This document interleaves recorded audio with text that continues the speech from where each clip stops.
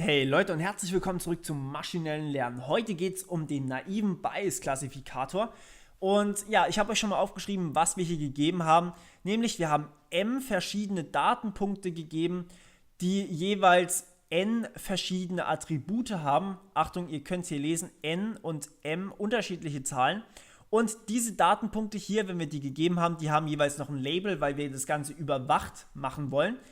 Also nicht unüberwacht, das heißt, wir haben Labels für eine gewisse Anzahl an Beispielen. So, dann haben wir noch eine Menge V, die einfach alle Klassen enthält, zu denen wir unser M zuordnen könnten, zu denen wir unsere X zuordnen könnten. Also zum Beispiel Klasse Auto, Fahrrad, Flugzeug und so weiter und so fort.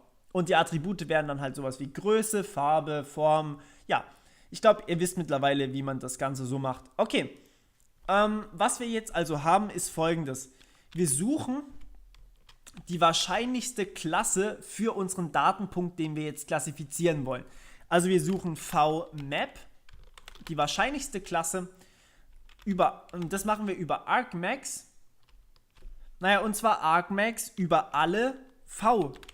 Ich nenne sie jetzt mal VJ, denn wir müssen nachher drüber iterieren können, damit wir wissen, von was ich rede. V-Index J soll das sein. Ich kann leider keinen Index im Index machen hier.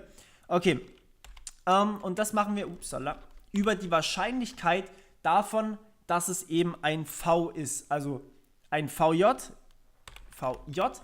gegeben die Datenpunkte A1, die Attribute, um genau zu sein, A1 bis hin zu AN.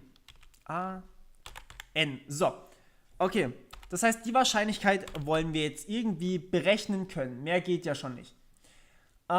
Genau. Also das ist sehr, sehr nützlich. Das ist im Prinzip das, was wir brauchen. Denn das müssen wir immer berechnen. Und dann am Ende nehmen wir einfach das mit der höchsten Wahrscheinlichkeit, dass es zu der Klasse gehört, gegeben alle diese Attribute. Mehr steht hier nicht. Das ist im Prinzip intuitiv. Wir nehmen einfach die wahrscheinlichste Klasse raus. So. Das haben wir bisher auch die ganze Zeit gemacht. Jetzt wollen wir das Ganze aber noch ein bisschen umformen, denn damit können wir nicht wirklich was anfangen. Die wahrscheinlichste Klasse ist uns ja irgendwie bewusst, aber dann hätten wir auch irgendwie uns das Ganze sparen können. Was wir jetzt machen ist, wir sagen, okay, wir nehmen einfach Bayes-Theorem. Das geht nämlich auch für das hier hinten. Die sind im Prinzip alle verundet, falls ihr euch an das erste erinnert. Die sind alle verundet und deswegen können wir das Ganze umschreiben. Also wir suchen wieder mal Argmax. Und das lasse ich jetzt einfach mal hier so als Argmax stehen. Ich glaube, ich brauche da nicht jedes Mal den Index hinschreiben, der ändert sich eh nicht. Argmax von A1 bis hin zu AN. Okay. So, und dieses Argmax muss gelten über gegebene Klasse, das sollte oben sein, VJ. Okay, was wir jetzt gemacht haben, ist im Prinzip umgedreht. Ihr erinnert euch an den Bias. Wir lassen den unteren Teil weg, aber oben, das dürfen wir nicht mehr weglassen, hier die Wahrscheinlichkeit der Klasse. So, ihr erinnert euch hoffentlich noch an Bayes-Theorem. Ich zeige es euch gerade noch mal kurz. Wir können das Ganze umschreiben hier, P von H gegeben D, also P von der Klasse gegeben dem Datenpunkt, das, was wir raussuchen, ist im Prinzip P von den Daten gegeben der Klasse, mal P die Wahrscheinlichkeit, dass diese Klasse überhaupt die Klasse ist, oder dass diese Klasse überhaupt eine Klasse ist. Und geteilt durch einen konstanten Faktor, nämlich dass diese Daten überhaupt auftreten. So, das hier nehmen wir als konstant an, deswegen lassen wir es einfach mal für alles weg und scheißen sozusagen drauf. Deswegen steht hier im Prinzip nur noch das hier da. Gut, den Schritt kanntet ihr im Prinzip schon, und zwar seit ein paar Videos. Jetzt machen wir noch ein bisschen mehr. Das hier ist nämlich im Prinzip, das hier vorne, im Prinzip könnten wir das hier vorne auszählen. Also wir könnten einfach jede Kombination machen hier. Das Problem ist, dass wir hier dann n verschiedene Attribute haben und ihr wisst ja, ein Attribut kann mindestens zwei Werte haben, nämlich True oder False. Und das heißt, wir hätten hier eine Kombination von 2 hoch n verschiedenen Werten. Wenn wir die alle durchprobieren, dann sind wir übermorgen noch dran und unser Rechner leider in ein paar Jahren noch. Das heißt, das können wir nicht machen. Das ist Poly-Laufzeit. Falls ihr meine Krypto-Videos gesehen habt, das ist definitiv nicht mehr machbar für uns. Wäre vielleicht wieder interessant, wenn wir Richtung Quantencomputer laufen, aber das geht leider aktuell auf keinen Fall und selbst mit Quantencomputer wird es nicht wirklich besser gehen. Was wir also machen müssen, ist, wir müssen hier irgendwas annehmen, damit wir das Ganze sinnvoll hinkriegen.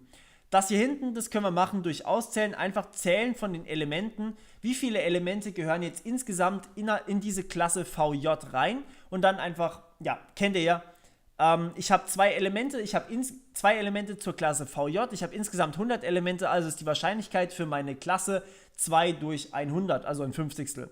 Das hier vorne, darum müssen wir uns jetzt noch kümmern. Okay, gut, wie machen wir das jetzt? Unsere Annahme ist, dass wir hier für die Attribute A1 bis AN annehmen, dass sie nicht voneinander abhängen. Vorsicht, das ist eine sehr, sehr krasse Annahme, die man eigentlich nicht immer treffen darf.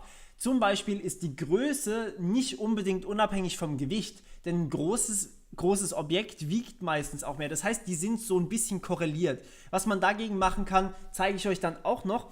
Aber oftmals braucht man einfach diese Annahme und meistens funktioniert es trotzdem ganz gut. Das heißt, wir nehmen also einfach mal an, P von, ich kopiere das Ganze hier einfach, der Teil hier ist gleich, und jetzt sagen wir, da die ganzen Dinger unabhängig sind, können wir sie einfach multiplizieren. Also wir sagen P von A1 gegeben VJ mal und so weiter und so fort, A2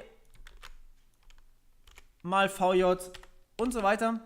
Ich schreibe jetzt hier nur noch die Sternchen hin und mache das für den letzten Datenpunkt, für das letzte Attribut auch noch. Das heißt, wir multiplizieren die einfach auf. Das ist jetzt unsere Annahme, kriegen wir hin, da wir annehmen, dass die unabhängig voneinander sind. Wie gesagt, ist eine semi-geile Annahme, aber kann man mal machen. Gut. Und ja, zum Beispiel kann man sagen, der Donner ist also einfach jetzt als Beispiel, die Wahrscheinlichkeit, beziehungsweise eigentlich als Beispiel, dass es eben nicht immer unabhängig ist, die Wahrscheinlichkeit dafür, dass es donnert, gegeben Regen und Blitz, ist dieselbe Wahrscheinlichkeit, wie dass es donnert, gegeben nur Blitz. Denn den Regen, den brauchen wir nicht unbedingt. Der ist ja, meistens regnet es, wenn es auch blitzt. Ja, ich glaube, ich habe so ausgedrückt, was ich wollte. Okay. Und die Wahrscheinlichkeiten hier, die kann man entweder schätzen oder bekommt sie von irgendwas anderem her. Also zum Beispiel, wie wir es in einem Beispiel schon hatten, die grünen Datenpunkte gehören zu einer anderen Klasse wie die pinken Datenpunkte und so weiter und so fort. Cool. Genau, das ist der naive Bayes-Klassifikator. Das heißt, so können wir das Ganze jetzt sehr, sehr effizient berechnen. Die lassen sich im Notfall dann auch mal schätzen. Und dann habt ihr einen Klassifikator, der tatsächlich viel taugt. Cool. Alles klar, dann hoffe ich, es hat euch mal wieder gefallen. Und ja, wir hören uns beim nächsten Mal. Bis dann. Ciao.